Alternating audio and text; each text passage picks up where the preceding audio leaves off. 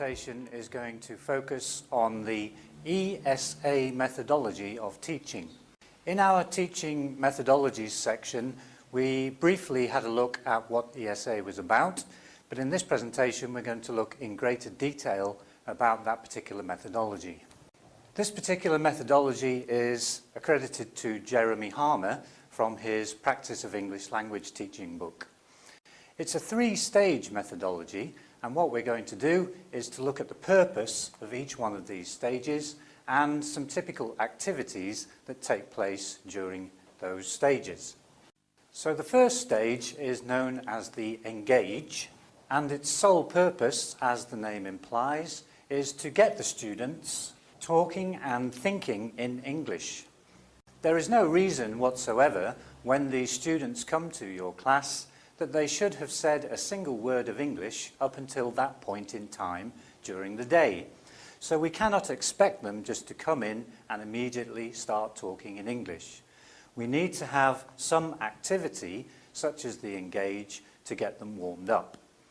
There are a number of activities that we can do in order to do this, and what we try to ensure is that these activities involve everyone in the class, that they are interactive and fun. So some examples of these activities. A game that we can play is known as Fizzbuzz, and in Fizzbuzz what you do is you go around the class, each person saying a number. Let's say we start off between the numbers 1 and 30. They just go around the class, each person going through the numbers. In the second round, what we do is we ask them for every number that is a multiple of 3, 6, 9, 12 and so on. They say the word fizz, and then in the third round they not only do that, but every number that is a multiple of 5, 10, 15, 20 and so on, they say the word buzz. And this really gets them to have to use their thought for English as to whether they say the number, or they say fizz, or they say buzz, or indeed with numbers such as 15, whether they say the words fizz buzz. So it's a very nice activity to get them going. A second idea that we could use here is that we get them to create lists. So we give them a topic, let's say fruit and vegetables, and they go around the class having to produce a list of various things. Another idea may be something like an alphabet game, where they have to create nouns following the letters of the alphabet. So each of these ideas is purely and simply to get the students talking and thinking in English. They are interactive in that the students have to communicate to us. And the third thing we need to ensure is that everyone in the class has said something by the end of our engage phase. The second stage or phase of the lesson is known as the study phase. And really the purpose of this phase is to cover the actual teaching of the lesson and to check understanding of that material. Typically in an ESA lesson, the study phase will have two parts. The first phase of the study is to cover the actual teaching component in what's known as the board work. And what we try to do in the board work phase is to elicit, to gain information from the students about the teaching point. So this is very different to the normal didactic way of teaching, where someone stands at the front and explains the information. In the ESA methodology, wherever possible, you are trying to draw the information out from the students in this process known as elicitation. Once that information has been generated on the board, what the teacher can then do is cover any gaps in knowledge that they're unable to elicit from the students.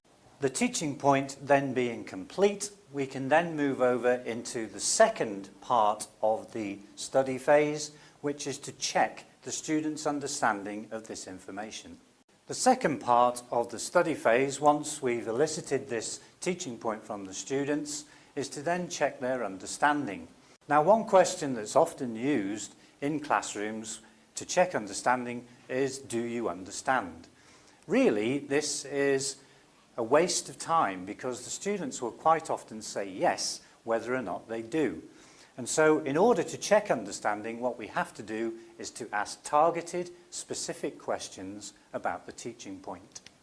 So what these questions have to tell us is By answering them, the students have an understanding of the material that we've covered in the teaching point. The types of questions that we ask could be, for example, what are known as gap fill activities.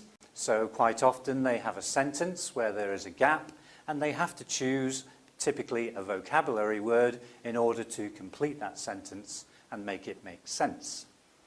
Another example of an activity might be something like a matching exercise. And there are all sorts of things that they could match. For example, they might match a word to a picture, or they might match a picture to a description, or they could match a word to a description itself.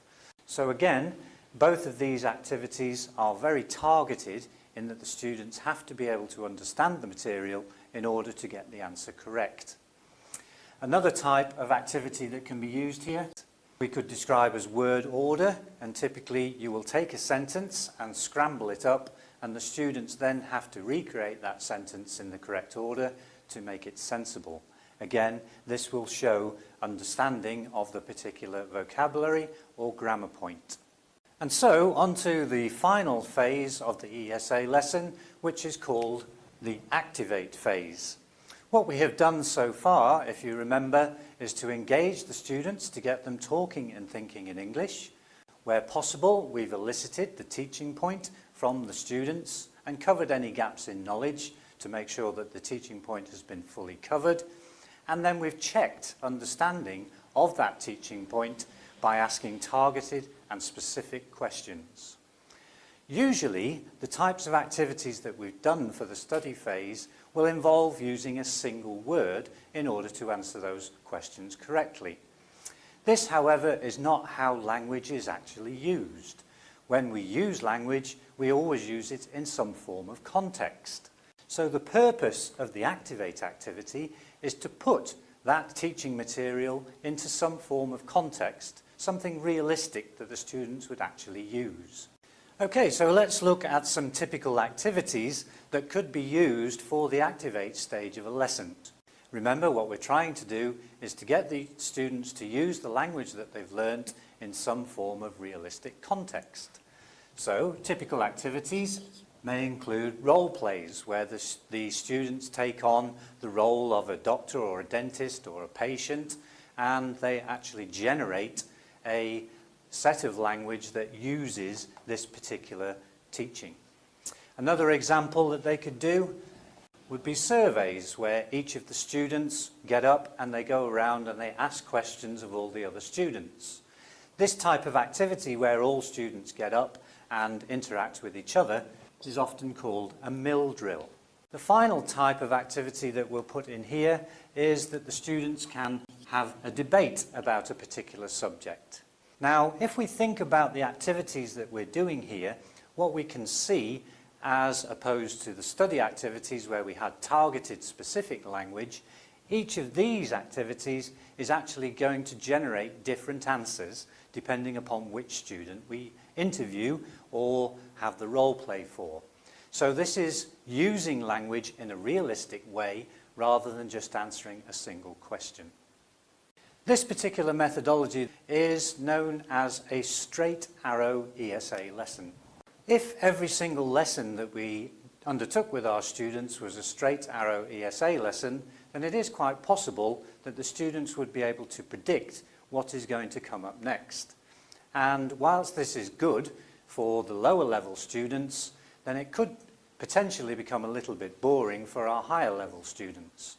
So what Harmer did in his ideas about ESA was to generate two other types of ESA lesson that we can use to try and generate a little bit more interest.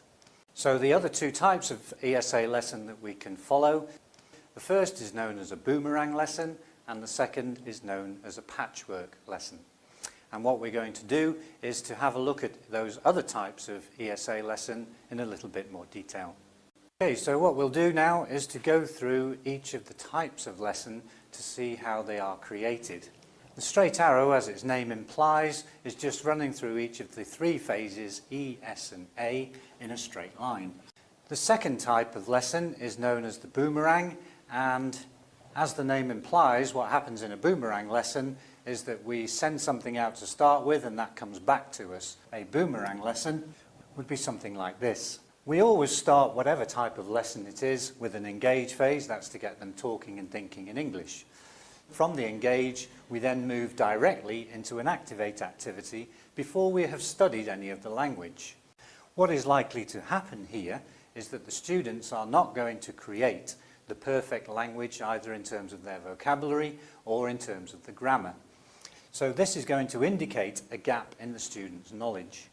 What we can then do, knowing what that gap in the knowledge is to study that particular gap, and once we've completed that, we can then reactivate in the second activate phase to see whether they are able to use that knowledge. In the Patchwork Esa lesson, really all we can say here is that we're going to start with an engage phase, we're going to end with an activate phase, and really anything we like can happen in here in terms of the A's and the S's and the E's. So in the Patchwork lesson, what we're doing is putting together all of these different components, E, S and A, in no particular order.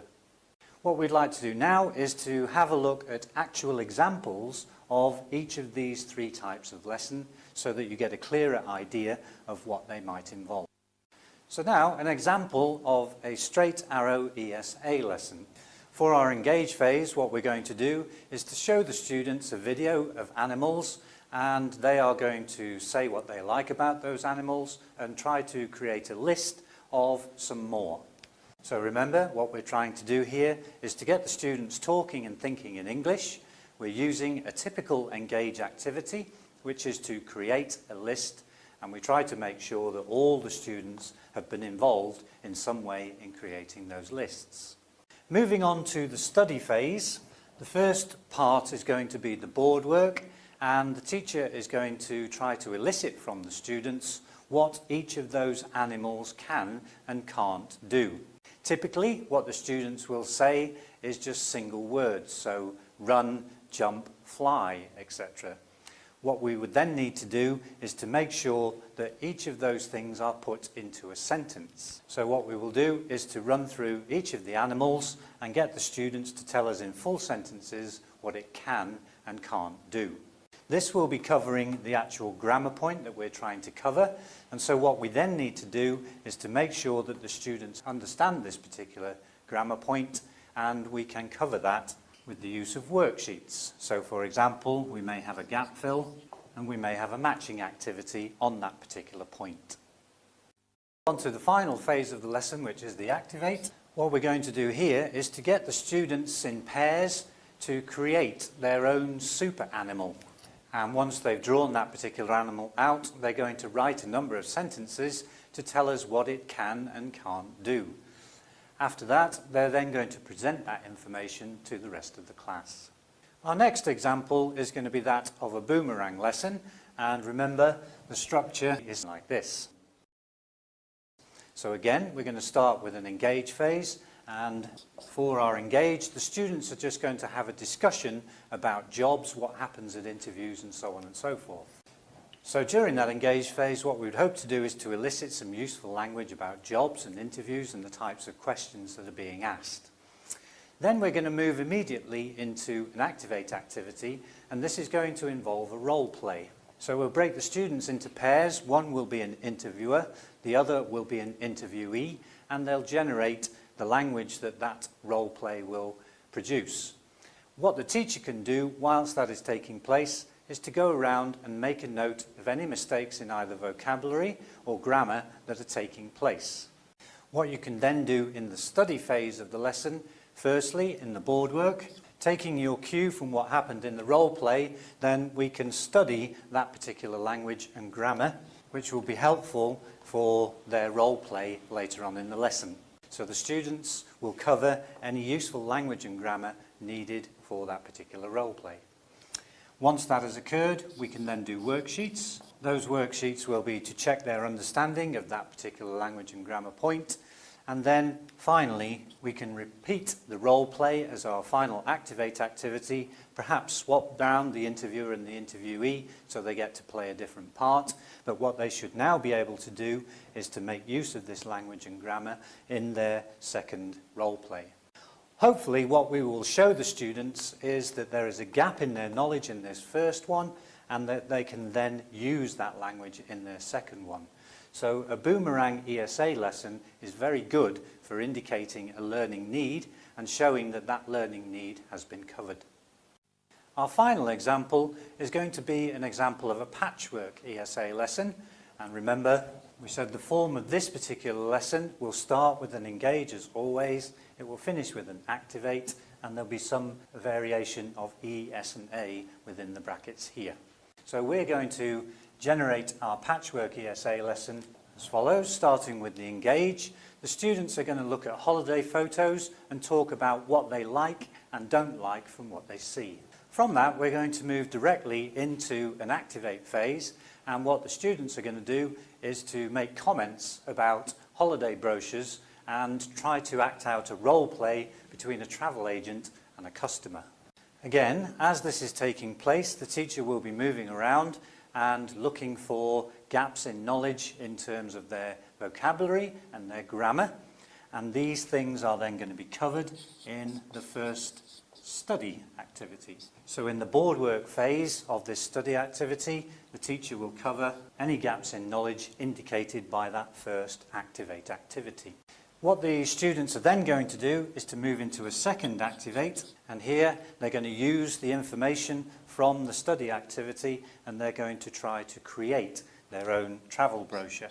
Again, once the students have created that travel brochure, we're going to move into the next phase, which is going to be another engage, this time about a slightly different topic. So this time the students are going to be asked what they like about particular radio or TV adverts. So we'll get the students to tell us which particular adverts they like and why, which ones they find amusing, which ones generate their interest. And from this, we'll move into another study phase where the teacher is going to cover the types of language that is generated by those types of advert. What we're going to do to finish the lesson off is a final activate activity where hopefully we're going to bring everything that we've covered so far in the lesson together, and the students are going to create their own TV advert and they're then going to present that to the rest of the class.